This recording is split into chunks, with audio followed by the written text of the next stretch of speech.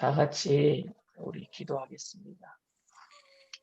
사랑과 은혜가 풍성하신 좋으신 하나님, 오늘 신년 축복 다니엘 기도회로 두 번째 날로 우리를 모아주시니 감사합니다. 서로 각자의 처소에서 함께 예배드리고 있는 우리 모두가 마음을 다하고 뜻을 다하고 성품을 다하여 주님 앞에 예배드리는 귀한 시간, 말씀의 은혜가 넘쳐나게 하시고 그 말씀을 통해서 모든 청년들이 결단하고 그리스도의 제자로 일어서는 귀한 복된 시간 되게 하여 주시옵소서. 이 시간 온전히 주님만이 홀로 영광 받아 주시옵소서. 감사하며 예수님의 이름으로 기도드립니다. 아멘. 오늘은 다니엘 6장 1절에서 9절 말씀으로 우리 은혜 받겠습니다. 다니엘 6장 1절에서 9절 말씀 우리 다 함께 봉독합니다. 다리오가 자기의 뜻대로 보관 계시명을 세워 전국을 통치하게 하고 또 그들 위에 총리 셋을 두었으니 다니엘이 그 중에 하나이라. 이는 고관들로 총리에게 자기의 직무를 보하게 하여 왕에게 손해가 없게 하려 함이었더라. 다니엘은 마음이 민첩하여 총리들과 고관들 위에 뛰어남으로 왕이 그를 전국을 다스리게 하고자 한지라. 이에 총리들과 고관들이 북사에 되어 다니엘을 근거를 찾고자 했으나 아무 근거 아무 허물도 찾지 못하였으니 이는 그가 충성되어 아무 부러짐도 없고 아무 허물도 없음이었더라. 그들이 이르되 이 다니엘은 하나님의 율법에서 근거를 찾지 못하면 그를 고발할 수 없으리라 하고 이에 총리들과 고관들이 모여 왕에게 나아가서 그에게 말하되 다리오 왕이여 한숨과 없어서 나라의 모든 총리와 지사와 총독과 법관과 관원이 의논하고 왕에게 한 법률을 세우며 한 금령을 정하실 것을 구하나이다. 왕이여 그것은 이제부터 30일 동안에 누구든지 왕 외에 어떤 신에게나 사람에게 무엇을 구하면 바자굴에 던져 넣기로 한 것이다. 그런즉 왕이여 원하건대 금령을 쓰시고 그 조서에 왕의 도장을 찍어 메대와 바사에 고치지 아니하는 규례를 따라 그것을 다시 고치지 못하게 하옵소서 하매 이에 다리오 왕이 조서에 왕의 도장을 찍어 금령을 내니라. 오늘 말씀 제목은 모순과 합리화입니다. 저는 사람들을 분류하는 거를 그렇게 좋아하지 않습니다. 이 사람은 어떤 부류의 사람이다. 뭐 이런 분류하는 거를 좋아하지 않습니다. 밥쇼 그린 목사님께서 지은 책이 있어요. 영어로는 Cat and Dog Theology, 한국말로 번역된 책은 강아지 성도 고양이 신자라는 책입니다. 그 책에서는 당신이 나를 귀여워해주고 먹여주고 보살펴주고 사랑해주는 것을 보니까 내가 당신의 주인이군요 라고 하는 고양이 신자가 있고 교회 안에 또 나를 당신이 귀여워해주고 먹여주고 보살펴주고 사랑해주는 거 보니까 당신은 나의 주인이군요 라고 생각하는 강아지 성도가 있다는 겁니다. 교회 안에. 그런데 여러분 교회 안에는 자기가 주인인 것처럼 살아가는 고양이 신자도 있고 하나님이 주인인 것처럼 생각하는 강아지 성도도 있지만 여러분 우리 스스로가 고양이가 될 때도 있고 강아지가 될 때도 있잖아요. 우리에게는 다 양면성이 있어요. 어떤 사람은 꼭 고양이 신자고 어떤 사람은 꼭 강아지 성도라고 구분 짓는 건 참 힘들 것입니다. 이 세상에 가장 간편하게 사는 방법이 이원론이에요. 흑백 논리로 살아가는 것입니다. 믿는 사람, 믿지 않는 사람, 선한 사람, 악한 사람, 감사할 줄 아는 사람, 감사할 줄 모르는 사람, 이렇게 구분하는 게 너무 쉽습니다. 그런데 여러분, 이렇게 구분하는 게 굉장히 위험하다는 거 여러분들 너무나 잘 아시지 않습니까? 왜? 우리에게는 그 양면성이 다 있잖아요. 선과 악이 우리 가운데 다 존재합니다. 어떨 때는 감사하기도 하고 어떨 때는 원망하고 불평하는 것이 우리 자신입니다. 그러니까 어떤 사람들은 아예 중도적인 입장을 취하는 사람들도 있습니다. 예수님께서 공간복음은 마태, 마가, 누가복음을 공간복음이라고 하는데 그 공간복음에 예수님께서는 씨 뿌리는 자의 비유에 대해서 말씀을 하셨어요. 근데 우리는 이 씨 뿌리는 자의 비유를 통해서 네 가지 부류의 사람이 있다라고 생각합니다. 그런데 여러분, 주님께서 이 비유를 말씀하신 것은 너는 무슨 밭이냐라는 것을 구분하기 위해서 말씀하신 비유가 절대 아닙니다. 그러니까 예수님께서 이 비유를 의도하신 것은 마지막 때의 시련과 환난을 통해서 우리의 마음의 밭이 길가처럼 딱딱해질 수도 있고 돌밭처럼 뿌리를 내리지 못할 수도 있고 가시밭처럼 뿌리를 내렸지만 열매를 맺지 못할 수도 있고 옥토밭처럼 되어서 열매를 맺을 수도 있으니까 마지막 때가 되면은 우리의 마음이 계속해서 그렇게 바뀔 수도 있으니까 씨 뿌리는 자의 비유는 여러분 밭의 비유가 아니에요. 만약에 밭의 비유라고 주님이 말씀하셨다면 네 가지의 밭을 가진 사람이 있다라고 해석해도 될 것입니다. 그런데 씨 뿌리는 자의 비유는 전도하는 사람은 낙심하지 말고 그렇게 밭에 대해서 생각하지 말고 계속해서 말씀을 전해라라고 우리 주님께서 우리에게 알려주신 비유입니다. 그러니까 낙심하지 말고 말씀 전하는 사람들은요. 때를 얻든지 못 얻든지 주의 말씀을 전해야 될 줄 믿습니다. 그러니까 우리가 너는 무슨 밭이냐 이렇게 판단해서는 절대 안 돼요. 그런데 제가 결정적으로 사람을 구분하는 것을 싫어하는 이유가 뭐냐면요. 자신의 관점으로 판단하기 때문에 그래요. 손은 안으로 굽는다 그러잖아요. 그러니까 자기가 좋아하는 사람은 좋게 판단해주고 자기가 싫어하는 사람은 나쁘게 판단해 줄 수도 있습니다. 그래서 저는 오늘 본문 말씀을 통해서 당신은 다니엘과 같은 사람입니까? 아니면 당신은 다리오 왕과 같은 사람입니까? 라고 묻지 않을 거예요. 저는 오늘 본문 말씀을 통해서 여러분들이 어떤 상황에 처해 있는지에 대해서 말씀드리고 싶어요. 오늘은 다리오 왕의 처한 상황에 대해서 말씀을 드릴 것이고 내일은 다니엘이 처해 있는 상황에 대해서 말씀드리고 싶습니다. 오늘 다리오가 빠져 있는 상황은 우리 모두 다 빠질 수 있는 상황이기 때문에 그렇습니다. 다리오는 여러분 62세 62살에 바벨론을 무너뜨리고 상당한 정치적인 능력과 행정적 능력을 갖춘 권력자였었습니다. 그는 전국을 다스리기 위해서 120명의 고관을 두었고요. 그 위에 3명의 총리를 두었고요. 이 3명 중에 으뜸 총리를 두었습니다. 그 으뜸 총리를 누구를 뽑았느냐? 다니엘을 뽑았어요. 3정승 중에 영의정을 다니엘로 세웠다라는 것입니다. 그런데 여러분 다리오 왕은요, 학연과 지연에 얽매이지 않았어요. 그거에 대한 그 정답이 누구냐? 다니엘이에요. 다니엘은 다리오 왕과 아무 상관이 없는 사람이었습니다. 다리오는 여러분, 메데와 파사 페르시아 제국의 왕이었고요.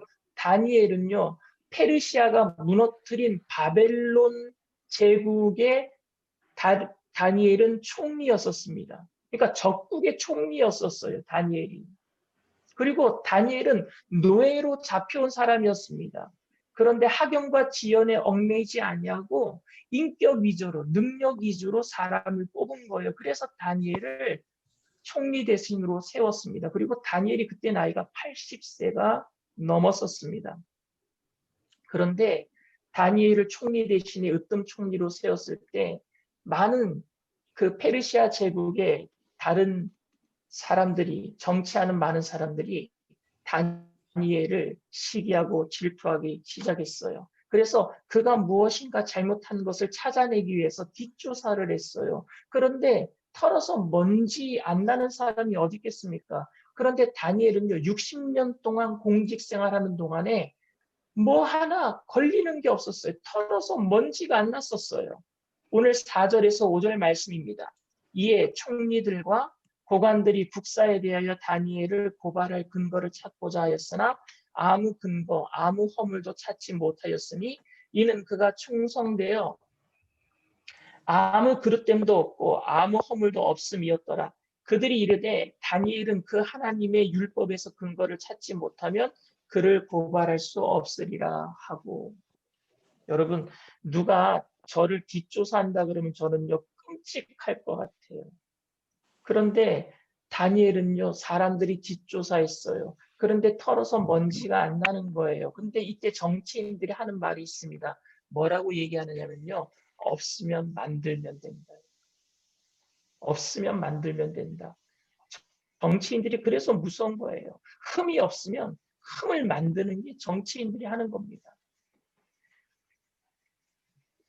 다리오 왕에게 찾아가서 이 정치인들이, 다른 정승들이, 다른 총리들이, 다니엘을 시기하는 많은 사람들이 몰려가서 다리오 왕에게 이렇게 얘기하는 거예요. 30일 동안 왕에게 절하지 아니하고 다른 신이나 다른 사람에게 이렇게 구하는 자가 있으면 사자굴 속에 집어던지는 법령을 만들자고 말입니다. 근데 다리오 왕은요, 이것을 좋게 여겼어요. 이것은 여러분, 하나님처럼 되려고 하는 인간 뼛속 깊숙이 흐르고 있는 죄악된 심성입니다. 하나님처럼 높아지려고 하는 것 말입니다. 그런데 다리오 왕은요, 이게 다니엘을 죽이려고 하는 흉계인지를 뒤늦게 알게 된 거예요. 결국 다니엘이 하루에 3번씩 창을 열어놓고 예루살렘을 향하여서 기도하는 모습이 딱 걸려버리고 말았습니다. 그리고 다리오 왕에게 끌려오게 된 거예요. 다리오 왕은요, 다니엘을 너무 사랑했어요. 다니엘을 살리고 싶었어요. 14절 말씀입니다. 왕이 이 말을 듣고 그로 말미암아 심히 근심하여 다니엘을 구원하려고 마음을 쓰며 그를 건져내려고 힘을 다하다가 해가 질 때까지 이르렀더라. 그러니까 아침에 붙잡혀 왔는데요. 저녁 때까지 사자굴에 집어던지지 못하고 살려주려고 얼마나 노력했는지 모릅니다. 그런데 왕이 법령을 세우면은요. 그것을 금할 수가 없다라는 겁니다. 왕의 명령은 번복되어서는 안 된다라는 거예요. 왜? 나라의 법칙이 깨지니까. 나라의 법칙이 파괴되니까 15절 말씀이에요. 그 무리들이 또 모여 왕에게로 나와서 왕께 말하되 왕이여 메대와 바사의 규를 아시거니와 왕께서 세우신 금령과 법도는 고치지 못할 것이니이다 하니 왕이 고민하니까 그 무리들이 찾아와서 절대 고칠 수 없습니다. 이건 번복되어서는 안 됩니다. 라고 얘기하는 거예요. 그래서 다리오 왕은 어쩔 수 없이 다니엘을 사자굴에 집어넣습니다. 근데 사자굴에 집어넣으면서 다리오 왕이 참 재미있는 말을 합니다. 16절 말씀이에요. 왕이 다니엘에게 이르되 네가 항상 섬기는 너의 하나님이 너를 구원하시리라 하니라. 여러분 이 말이 믿음의 고백처럼 들리지 않습니까? 아니 이방 나라 왕이 다니엘에게 네 하나님이 너를 구원하실 거야. 네가 항상 섬기는 너의 하나님이 너를 구원하실 거야. 참 믿음의 고백처럼 들립니다. 그런데 저는 이 고백이 모순으로 들립니다. 모순으로 들려요. 자기 합리화로 들립니다. 왜냐하면은요, 사자굴에 넣으라고 한 사람이 누구입니까? 다리오 왕이잖아요. 그래놓고 사자굴에 집어던져 놓고 하나님이 너를 구원하실 거야 라고 말하는 거. 이게 모순이고 자기 합리화 아닙니까? 다리오는요. 다니엘을 사자굴 속에 넣고 입구를 봉인한 후에 밤새도록 괴로워서 잠을 못 잡니다. 원래 메대와 파사 세계에서 가장 뛰어난 나라의 왕은요. 그날 밤에 날마다 음주 가무를 즐기고 포화로 연락하는 삶을 살았어요. 그런데 그날 밤은 다니엘 때문에 잠을 못 자는 거예요. 한숨도 자지 못했어요. 밤새도록 다니엘을 위해서 기도했는지도 모르겠습니다. 그리고 이튿날 날이 밝자마자 사자굴을 향해서 달려가는 거예요. 거선발로 달려갑니다. 그리고 굴 안을 향하여서 외칩니다. 20절 말씀이에요. 다니엘이 든 굴에 가까이 이르러서 슬피 소리질러 다니엘에게 묻되 살아계시는 하나님의 종 다니엘아 네가 항상 섬기는 네 하나님이 사자들에게서 능히 너를 구원하셨느냐 하니라. 여러분 다리오가 참 괜찮은 사람처럼 보이지 않습니까? 정말로 다리오의 고백대로 다니엘은 굶주린 사자들 앞에서 멀쩡하게 살아 있었어요. 어쩌면 다니엘을 위해서 다리오가 밤새도록 금식하면서 기도했기 때문에 하나님이 살려주셨다, 응답하셨다라고 말할지도 모르겠습니다. 그리고 그날 다리오는요, 온 나라에 조서를 내립니다. 26절부터 27절 말씀이에요. 내가 이제 조서를 내리노라. 내 나라 관할 아래에 있는 사람들은 다 다니엘의 하나님 앞에서 떨며 두려워할지니 그는 살아계시는 하나님이시요 영원히 변하지 않으실 이시며 그의 나라는 멸망하지 아니할 것이요 그의 권세는 무궁할 것이며 그는 구원도 하시며 건져내시기도 하시며 하늘에서든지 땅에서든지 이적과 기사를 행하시는 이로써 다니엘을 구원하여 사자의 입에서 벗어나게 하셨습니다 하였더라. 여러분 이 소리 어디서 많이 듣지 않았어요? 누가 한 소리인 줄 아십니까? 느부갓네살, 벨사살이 한 말입니다. 느부갓네살이 두라 평지에 30m 금신상을 세워놓고 그곳에 절하지 않는 사람들은 다 풀무불에 던진다 그랬을 때 사드락과 메삭과 아벳느고가 절하지 않을 때 그들을 풀무불에 집어넣고 그들이 살아서 나왔을 때 이와 똑같은 고백을 했어요. 너무 웃기지 않습니까? 저는 다리오가 유능하고 착한 사람이라고 생각합니다. 충신과 간신을 구분할 줄 아는 사람이라고 생각합니다. 그리고 인재를 사랑하고 아끼는 사람이고 일개 포로 출신의 이방 나라 사람을 위해서 다니엘을 위해서 밤을 새며 고민하며 금식했던 사람이라는 것도 압니다. 그런데 저는 이런 다리오의 왕의 위선된 행동이 너무너무 불편합니다. 사실 그는 여러분 좋은 사람이 아닙니다. 우리는 그가 내린 조서의 내용을 너무나도 잘 알고 있습니다. 그리고 다니엘이 살아나왔을 때에 다니엘을 사자굴에 넣으라고 했던 원수들을요, 단번에 사자굴에 쳐넣게 했던 무지막지한 권력자입니다. 그는 그 어떤 사람들보다, 아니, 그 어떤 신보다도 더 높아지기를 원했던 사람이었어요. 바벨탑을 쌓았던 인간의 교만이 그에게 고스란히 담겨 있습니다. 다니엘을 사자굴 속에 집어넣으면 어떻게 집어넣으면서 어떻게 살아계신 하나님이 너를 구원하실 것이다라고 하는 이런 모순된 말을 할 수 있단 말입니까? 병 주고 약 주는 거예요, 여러분? 자신이 가지고 있던 죄를 합리화시키고 있는 것 아닙니까?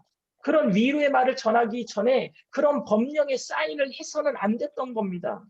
그런 법을 만들어서는 안 됐다라는 거예요. 왕이 한번 세운 것은 바꾸면 안 된다고요, 여러분? 여러분, 다니엘이 사자굴에서 살아나온 다음에 그 다음날 기도했을 것 같아요? 안 했을 것 같아요? 기도했어요. 그럼 그 다음날 다니엘을 또 잡아서 사자굴에 또 넣습니까? 아니요. 법령은 깨지고 만 거예요. 법은 무효화되고 말았습니다. 다리오는 비록 유능하고 믿음의 말을 할 줄 아는 사람처럼 보였지만 그는 여전히 자기 인생의 주인이 자기였어요. 모든 사람들보다 자기가 신이 되고 했던 사람입니다. 오늘 저는 여기에서 누가 다리오 왕처럼 살고 있습니까? 라고 묻고 싶지는 않습니다. 이런 다리오가 빠졌던 모순과 합리화의 현상은 그 유혹은 누구나 다 지금 갖고 있어요. 저도 그렇고 여러분들도 그렇고. 자기의 편리와 잘 되는 것을 목적으로 삼고 있으면서 스스로 약한 사람을 난처하게 만들어 놓고 하나님께서 구원해 주실 것이라고 이빠른 소리를 하는 사람이 이런 현상에 빠져 있는 사람들입니다. 정의와 공의를 이야기하면서 자신에게 잘해주는 사람에게는 잘해주고 자신에게 못해주는 사람에게는 눈길 한번 안 주는 사람이 바로 이런 현상에 빠져 있는 사람입니다. 그런데 이런 사람들을 우리는 괜찮은 사람이라고 생각하고 있어요. 이런 나 자신을 상당히 괜찮다라고 우리는 생각하고 있어요. 다리오가 아무리 살아계신 하나님을 고백했어도 다니엘을 불쌍히 여겨서 밤잠을 설치고 아침에 버선발로 달려가서 다니엘을 찾았어도 그 모든 것들은요, 자기를 최고로 생각하는 틀 안에서, 자기를 주인으로 생각하는 틀 안에서 일어난 사실을 여러분들 명심해야 합니다. 여러분, 교회를 부흥시키겠다고 새벽 기도를 열심히 했어도 40일 금식 기도를 했어도 하나님이 주인이 아닌 내가 주인이 된 사고의 틀 안에서 그리스도와의 연합은 아무런 상관이 없는 일입니다. 그 행위 자체가 신앙적인 것이라고 할지라도 결국 타락과 변질을 만들어낼 뿐입니다. 다리오가 다니엘을 생각해서 한 말과 한 행동은 모두 신앙적인 것이 절대 아닙니다. 신앙적인 행동이 아니에요. 자신의 모순을 덮기 위한 합리화였어요. 자기 자신의 합리화였어요. 이런 모순과 자기 합리화는 세상의 모든 종교에 구원의 길이 있다라고 말하게 만들고요. 목사의 설교나 스님의 설법이나 다 똑같다고 말하게 합니다. 하나님의 영광은 땅에 떨어지고 있는데 정작 성도 자신에게는 별로 데미지가 없다고 괜찮다라고 생각하게 만들고요. 자신의 명예가 실추되었으면요 고소하는 용기를 내게 만드는 거예요. 성도가 어떻게 자신의 명예가 실추되었다고 교회를 고소하겠습니까? 목사가 어떻게 사례비를 안 준다고 교회의 재직들과 싸울 수가 있겠습니까? 어떻게 세상과 똑같이 힘겨루기를 할 수 있다는 말입니까? 이것이 다리오가 빠져 있는 현상이고 이것이 교회를 병들게 하고 있어요. 오늘. 아무리 종교적인 모습을 갖추고 있다고 할지라도 하나님이 주인이 아니시라면 그것은 신앙적인 행동이 절대 아닙니다, 여러분. 다리오는 처음부터 사자굴에 넣는 법령을 만들어서는 안 됐었어요. 이미 만들어 놓고 다니엘을 생각해주는 모든 행동과 말들은 정말로 괜찮아 보여도 종교인처럼 보이는지 모르겠지만 절대 아니에요.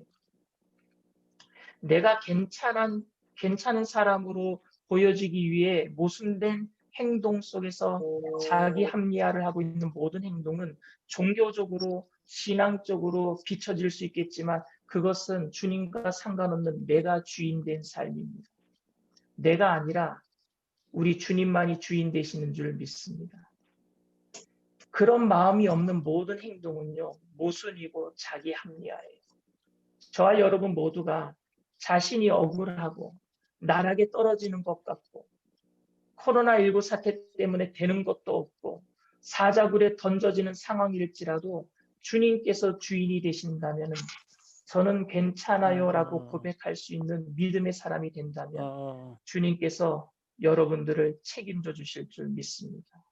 사자굴에서도 건져 주실 것이고 우리가 아굴골짜기를 지나갈지라도 주님께서 지팡이와 막대기로 우리를 안위해 주실 줄 믿습니다. 주님께서 주인이시니까.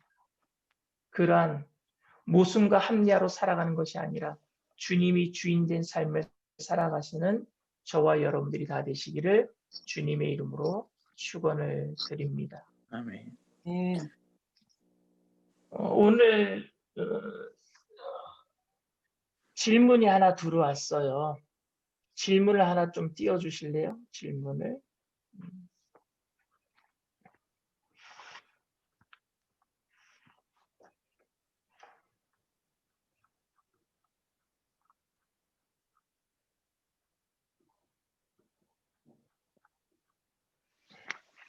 질문이 다니엘서는 요한계시록과 같은 묵시문학이란 학문에 속하는데 묵시의 사전적 의미는 무엇이고 또 성경 곳곳에 묵시가 언급되는데 중요한가요? 이런 질문을 하셨어요. 여러분 묵시와 계시는 헬라어로 아포칼립시스라고 하는 같은 단어를 써요. 여러분 혹시 아포칼립시스라고 하는 영화 보셨나요? 그게 무슨 뜻이냐 하면은요. 베일을 벗기다라는 뜻을 갖고 있어요. 베일. 베일이 뭐냐 하면은요. 이 커튼처럼 이렇게 가려놓는 거 있죠. 옛날에 중동 지방의 여인들이 결혼하기 전에 요새도 그 중동 지방 여인들 앞에 이걸 베일이라 그래요. 이 베일을 벗기는 것, 그러니까 비밀을 드러내는 것을 아포칼립시스, 묵시, 계시라고 합니다. 그런데 여러분 왜 묵시가 중요하냐? 왜 계시가 중요하냐? 여러분 다니엘서는 묵시 문학이에요. 그리고 계시록도 묵시 문학입니다. 근데 이게 왜 중요하냐 하면요. 하나님께서 미래에 되어질 일들에 대해서 우리에게 살짝 보여주시는 거예요. 이게 뭐냐면요.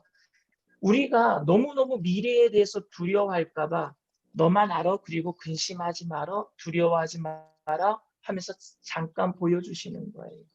저는 계시를 통해서 묵시를 통해서 하나님이 나를 얼마나 사랑하시는지 예수 믿는 사람들을 얼마나 사랑하시는지 그 마음을 알게 됩니다. 왜냐? 미래에 일어날 일들에 대해서 우리가 모른다면요. 다가오는 것에 대해서 두려움을 느끼잖아요. 근데 우리가 알고 있기 때문에 아무리 두려운 일이 일어나더라도 두려워하지 말라고 미리 알게 해주시는 거예요.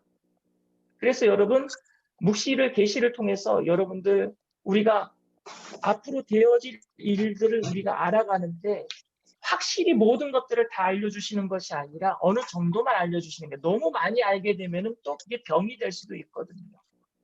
그래서 묵시나 계시는요 상징이 너무 많아요.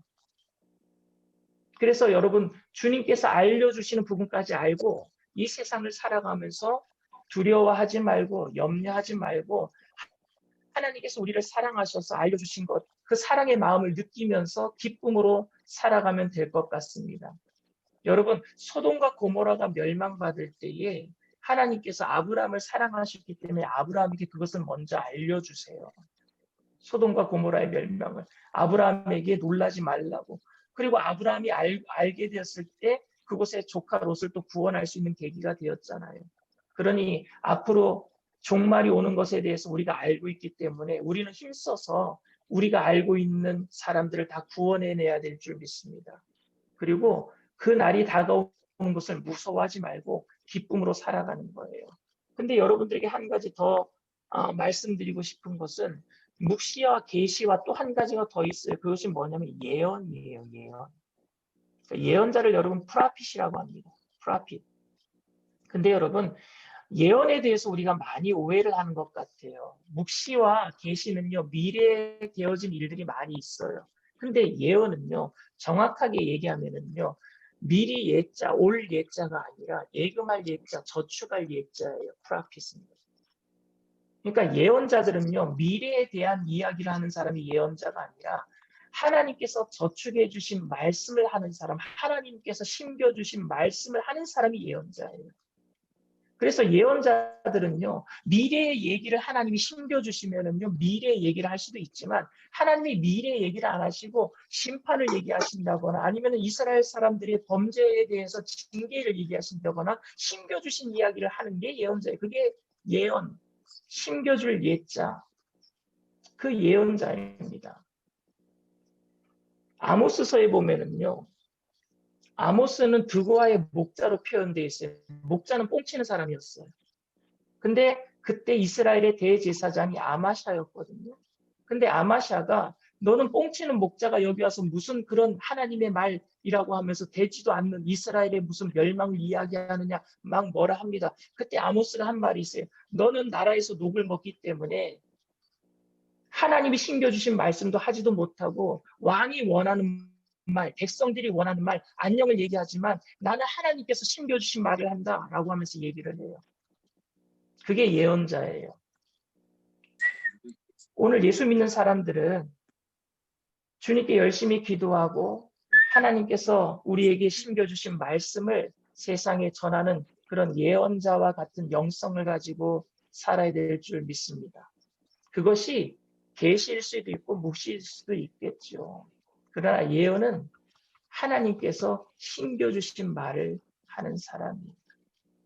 오늘 여러분 모두가 이 다니엘서를 공부하면서 두려워하지 말고 염려하지 말고 주님께서 나에게 무엇을 원하고 계시는가 그것을 마음에 품고 믿지 않는 많은 사람들을 전도하면서 믿음으로 살게 되시기를 바랍니다. 잠깐 제가 마무리 기도하고 그리고 우리가 통성으로 다 같이 제목 기도하는 시간은 별로 안 남은 것 같아요. 9시 반까지 우리가 각자 있는 자리에서 다 함께 통성으로 제목 기도하실 적에 제목 기도 표가 나갈 거거든요. 그러면 그 제목 기도를 보시고 함께 제목 기도하시고 9시 반에 다 같이 주기도면 똑같이 다 같이 하시고 그리고 제가 광고하고 인사하고 다 같이 9시 반에 이렇게 다 같이 리브 떠나는 걸로 하겠습니다. 잠깐 기도하겠습니다. 사랑과 은혜가 풍성하신 좋으신 하나님, 오늘 우리가 다리오가 빠져 있는 그 모순과 합리화의 그런 상황에 놓여 있습니까? 내가 주인된 그런 생각 속에서 오늘도 종교적으로 신앙적으로 살고 있지만 주인과는 상관없는 삶을 살고 있지는 않습니까?